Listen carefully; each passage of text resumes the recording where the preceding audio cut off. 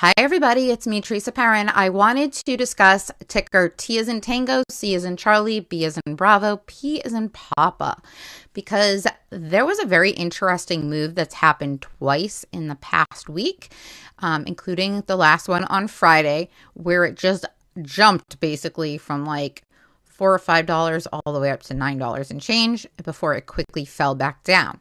Now, this has a catalyst coming, and I think that is possibly what's causing these spikes, with either shorts covering or with longs trying to take a very active position. So I want to discuss what that is and why I think that this very low float stock could make significant moves to the upside before the end of the month and why it deserves to be on your watch list. Also, I want to discuss a warning for a risk that I see the writing on the wall for a potential to happen. So let's get started. Please remember, nothing I say is financial advice. Always do your own DD, and please realize that when you are investing in the stock market, especially in stocks that are not yet profitable, there is always a risk associated to that. If you could smash that like button for me, I would greatly appreciate it. Thank you. Okay, so TCBP, as you can see, it is giving off a strong bullish signal, and you can also see this run that it had today from under $5, so in the $4 range, all the way up to $9 and approximately 70 cents before it pulled all the way back down. It did close the day in the around $4.48, so it ended up being only up 2 cents despite this big move, and it had a further slight pullback down to $4.25 in the after hours, guys.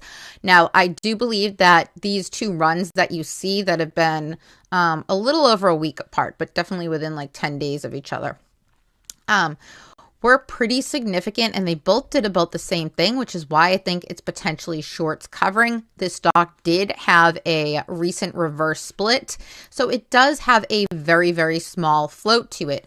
You can see that here it's showing the free float is only 503.84 thousand, but guys, I believe it's actually closer to just under 5 million, maybe even less than that, just based on the offerings that they've had recently. But we will discuss that in just a minute. And there were warrants also associated with that I think caused it to increase. Now, I could be totally wrong, and those could be accounted for because they were private placement. But just to be safe, you know, when you look at this, either way, whether it's 503,000 or it's just slightly under 5 million, they're both very, very tiny floats that could easily move in either direction. But it just bears to know that, you know, if you suddenly see the float size increase, it's because they haven't accounted for those offerings that happened in November. So here's what's going on. Oh, actually, before I do that, I just want to show you really quickly. Look at the breakdown of this. There's definitely institutional ownership in this with 12.43%. But even more importantly, look at the corporate ownership. 31.32%. And when we talk about some of the things that I am bullish on in this stock in just a minute, this will come into play as a potential. So keep that in mind. There is huge corporate ownership. Remember, with corporate ownership, that sometimes there could be a potential buyout.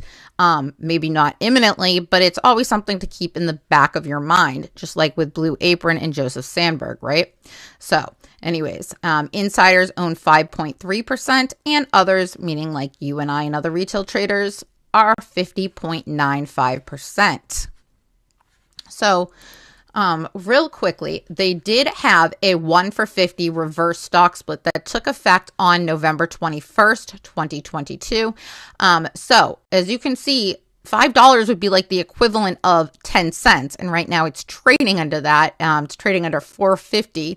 So it's like 8.5 cents right now at 4.25, right? So this is very, very, very cheap in comparison if you look at it that way, guys. And they did beat it down like they tend to do.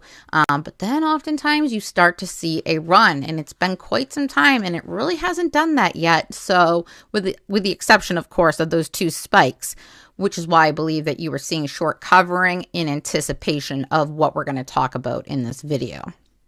So TC Biopharm begins dosing phase 2B clinical study evaluating its lead compound, MooMoo, in patients with acute myeloid leukemia. This occurred on November 22nd. Now, go back to November 21st, and that's when they had the reverse stock split. That very next day, they make this announcement, okay? And it's interesting because, they were only up 0.45% on that news, and the warrants, though, were up huge. I don't trade warrants, so I'm not even going to get into those guys. But this is what brings our catalyst, because if you continue reading this article, which I'm going to do because you need to know what's going on here, the initial 5 patients in the trial are deemed a safety cohort, spaced 2 weeks apart with safety reviews by an oversight board to confirm that no drug-related toxicity issues occur. Subsequent to 5 patients being dosed, the study will advance to open enrollment. Now, guys, that's the catalyst that we're waiting for next. The launch of our phase 2B trial is a key milestone in the development of our lead therapeutic, MooMoo. We expect to complete the safety cohort before the end of 2022. Now, guys, I didn't see them make an announcement announcing that this ended. So that's catalyst number 1, okay? Or they could do it combined. But the next step in the study is a 19-patient interim review, which will allow TCBP to review dosing and increase dosing to a higher level should our team deem it necessary for efficacy. Now, guys, we're going to likely get an announcement based on this because it says we look forward to moving ahead with our phase 2B trial with a target for open enrollment in January 2023. So, when I'm looking at stocks and trying to find a reason why they have strange moves like this, I'm going back and I'm reading and I'm digging in the research to see why. So this is what I'm sharing with you right now is my findings.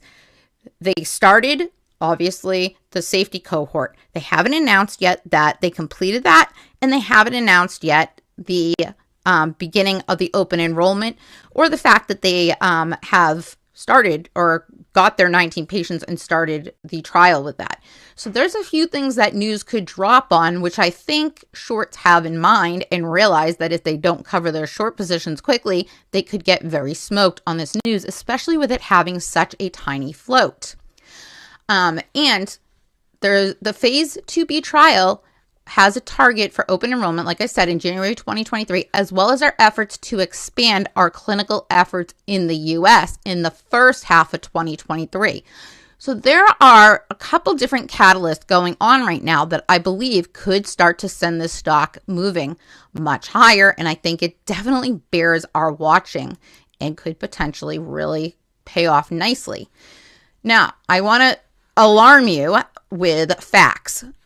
This company is in, clinical study, which is very expensive.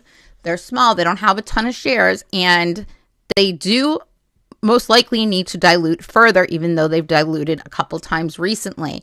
So that being said, guys, that's the only thing when this starts to run that I think could cause its pullbacks is announcement of another offering. So you just have to be careful and don't get too greedy when you start to see nice green day, right? This announcement came November 28th, which is why it was after the reverse split and wasn't accounted for in that share count that we're currently seeing. Because look, it says TC Biopharm plans to raise about $7.4 million in a private placement, which would be 1.5 million American depository shares. And if you go down here, which is a Series A and Series A warrants to buy up to 1.5 million ADS and Series B warrants to buy up to 1.5 million ADS at $5 per ADS and associated warrants. Each ADS is equal to 1 share. So add those up and you get 3 million more shares added to that. Okay, guys, we're actually at 3.5 million. So like I said, under 5. So I guesstimated that just based on what I'm seeing here, which will be completed by November 30th. So they already did that offering, right? And that was a private placement. But again, we all know how retail reacts, which is likely why this price hasn't really skyrocketed yet, because it dips on that news, right? And you can see it fell 19.7% on that news on Monday when they wrote this article. But they needed that money for general working capital purposes. Guys, general working, they're about to launch a big clinical study that requires money, but it's dilution nonetheless. Now, going back, I looked to see when their last dilution prior to that was.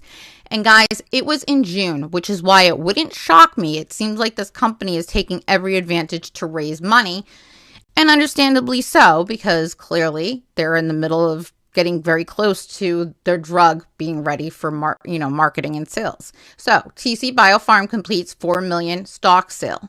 Now, that 4 million stock sale, there was also a 45-day option to buy up to 1.5 million ADS to potential over allotments. Whether or not they took advantage of that, I don't know, but I'm assuming that this should have already been counted in the share count that they currently have, with the 1-for-50 stock split. So anyways, offering of 10 million American depository shares at 40 cents. Hold on, let me just do the math. 10 million divided by 5 divided by 50. Yeah, guys, because that's only like 200,000 at that point. And I don't know what their share was prior to that, but likely that's already been accounted for.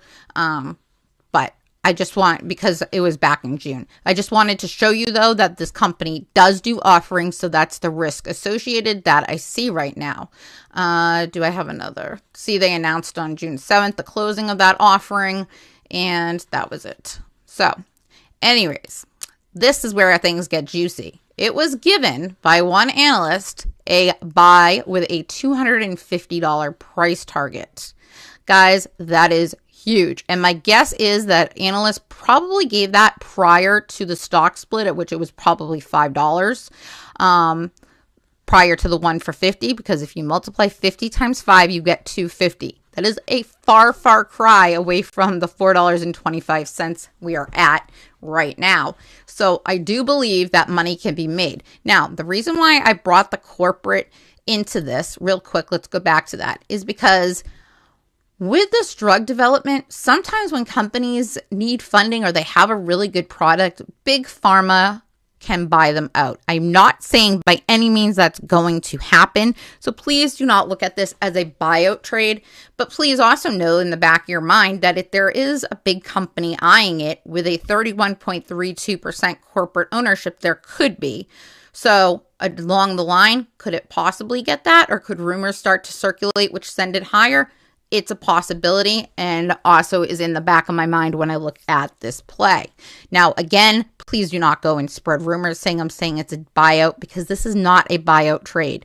This is a stock based on fundamentals and the fact that a catalyst is coming and it's been highly beat down, and I think that there's opportunity. Now, if you look at Fintel, which, guys, please take Fintel with a grain of salt, because it's only as good as the information they're given.